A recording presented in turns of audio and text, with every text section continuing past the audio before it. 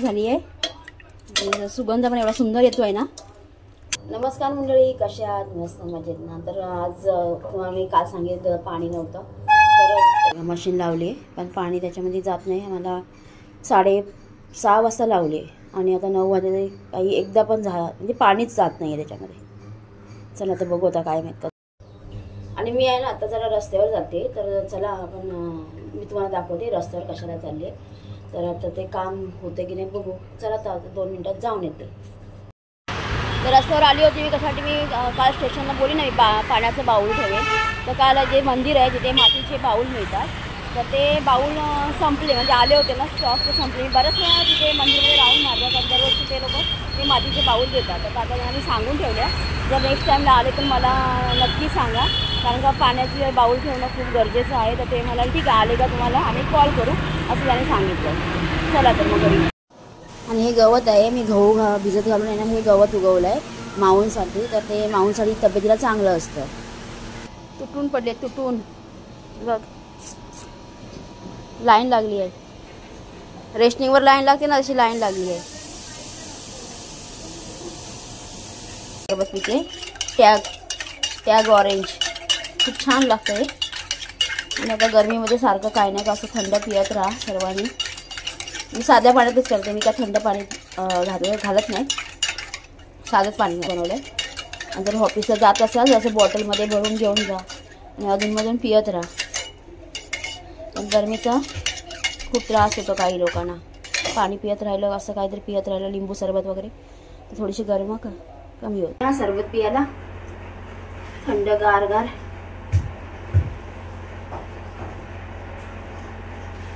आणि आज जेवण बनवायचं आहे, 12:30 वाजले तर जेवण बनवायचं आहे। हा मुलगी पण ऑफिसमधून आली लवकर, तिला बरं वाटत नव्हतं म्हणून थोडं ती आली हाफ डेने घरी, म्हणजे ती पण आता जेवायला आहे। तर मी आज फणसाच्या बियांची घोट्यांची भाजी करणार आहे जवळ टाकून, आणि भात लावणार, बस 1-2च करणार। आणि आमची माऊ काय करते बघा,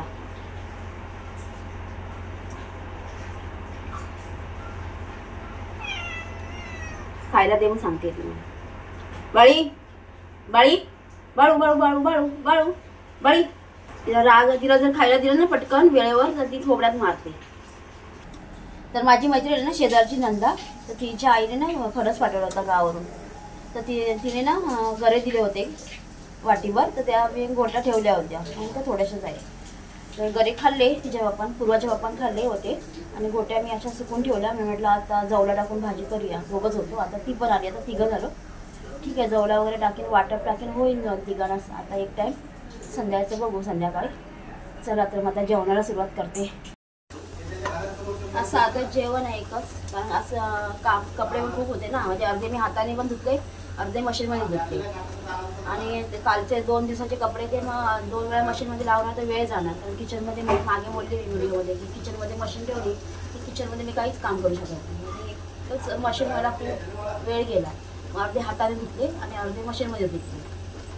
नंतर बाहेरचं वगैरे धुतलं आणि चाललंच आहे काम। आता मच्छी पण काय मिळाली नाही, आज काय मच्छी पण बरोबर नव्हती, आणि आता एकच करूया आता, काय संध्याकाळी बघते मशीनमध्ये। चला तर भाजी दाखवते पटकन। त्याची भाजी मी रेसिपी गेल्या वर्षी टाकली आहे, तरी पण आता परत दाखवते। नवीन कोण असतं तसं सगळ्यांना माहिती असतं, तरी पण दाखवते थोडंफार। चला तर भाजी बनवून घेऊया। तर पूर्वाच्या पप्पाला इथे काम लावलं होतं घोट्या फोडायच्या, तर घोट्या फोडून झाले,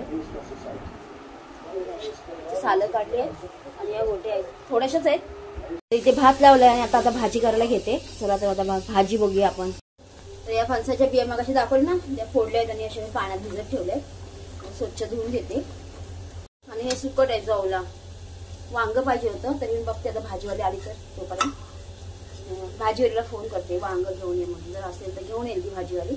आणि सुकट आहे जवला, त्याच्यामध्ये तेंडली पण मिक्स झाली, तर आपण चांगला धुवून घेते स्वच्छ। आमच्याकडे बरं आहे, भाजीवालीला फोन केला की दरवेळेस आणून देतात भाजी।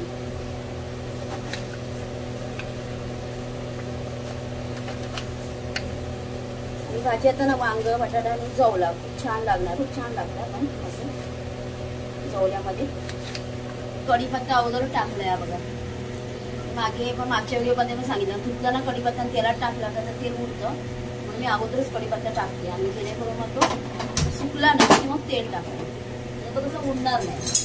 तेल टाकायचं म्हणजे कसं पाण्यामुळे तडतड होतं ना, माझ्या अंगावर उडतं स्टाईल्सवर उडतं, म्हणजे आपल्याला त्रास पुसायला. कालचं तेल होतं उरलेलं, तेल टाकलंय, राई टाकते जरा, राई आहे वरती बाजूमध्ये टॅमॅटो टाकते. टॅमॅटो तुम्ही कांदा पण टाकू शकता, पण आमच्याकडे कांदा आवडत नाही ना, त्याच्यामुळे मी कांदा नाही टाकत.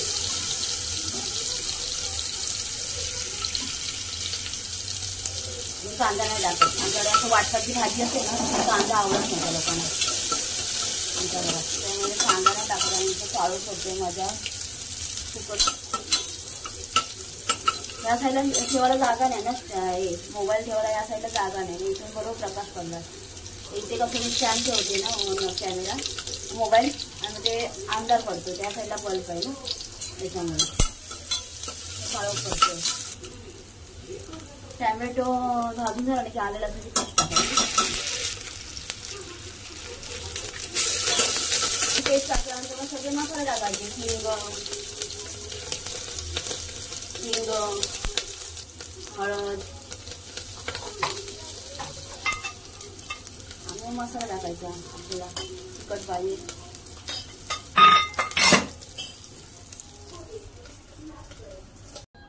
मध्येच फोन आला आणि मग मला थांबावं लागलं, तर मी गॅस बंद केलेला. हे मसाला सगळा फ्राय करून घेतला, हळद मीठ सगळं मसाला, मालवणी मसाला.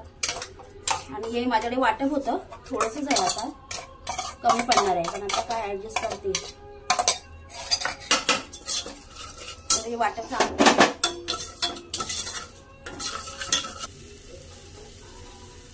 तर हे वांग आहे आणि याच्यामध्येच फणसाच्या बिया सगळं एकत्र स्वच्छ धुवून घेतलं. फणसाच्या बिया आणि वांग सॉरी, आणि आपली सुकी मच्छी जवला, तो पण धुवून ठेवला होता, तोही त्याच्यात टाकते. आणि याच्यात जर आता कैरी टाकली असेल ना तर अजूनच छान लागलं असतं, तर आता माझ्याकडे कैरी नाहीये. मला मिक्स करून घेते.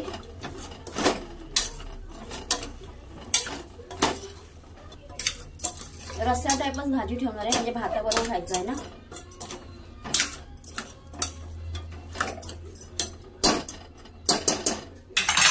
पण टाकली आता, कारण ते मच्छी आहे ना सुकी त्याच्यात.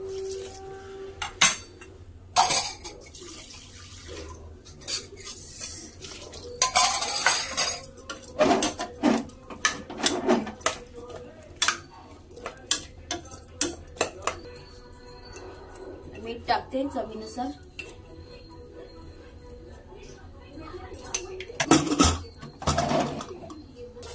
कुकरला झाकण लावलंय आणि आता 3 शिट्या काढल्या की होईल भाजी आपली तयार.